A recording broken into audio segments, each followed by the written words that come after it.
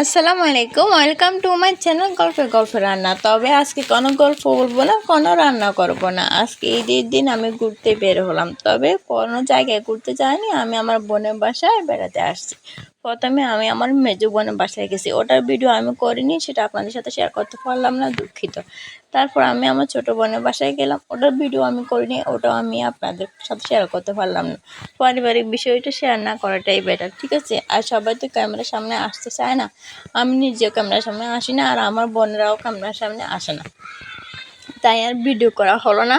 তো দুই বোনের বাড়িতে গেলাম, নাস্তা করলাম। এক বোনের বাড়িতে বিরিয়ানি রান্না করছে, ভাত রান্না করছে, মাংস রান্না করছে, অন্য আইটেম ছিল, সবগুলো খাইলাম।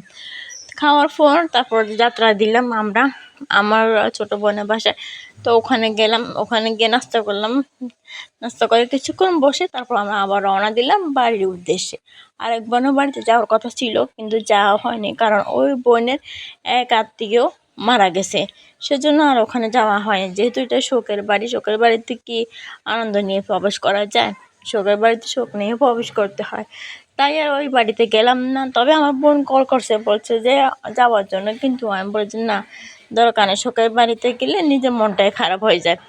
একটা মানুষ পৃথিবী থেকে চলে গেছে, ওখানে গিয়ে হাসি মুখে থাকা যায়? ওটা তো সম্ভব না, তাই আর গেলাম না। তারপর আমরা যাত্রা করলাম আমাদের আবার নিজ বাড়িতে। তো মোটর সাইকেলে উঠলাম।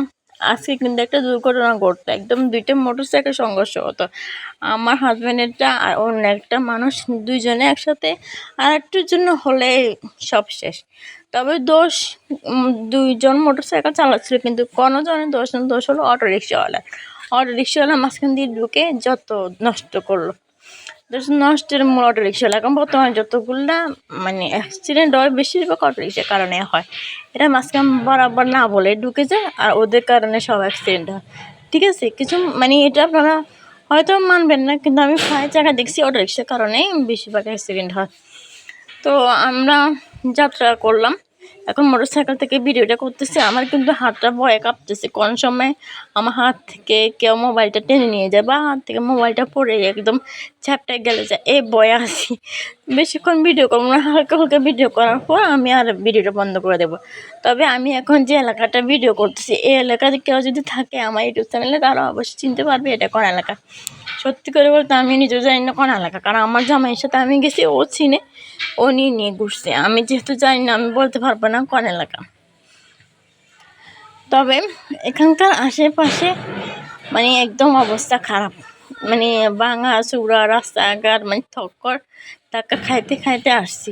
একবার মনে হচ্ছে যে এই বুঝি আমি মোটর সাইকেল থেকে পড়ে যাব, এই বুঝি পড়ে যাব। আমি আসলে একদম ভীতু, প্রচুর ভীতু।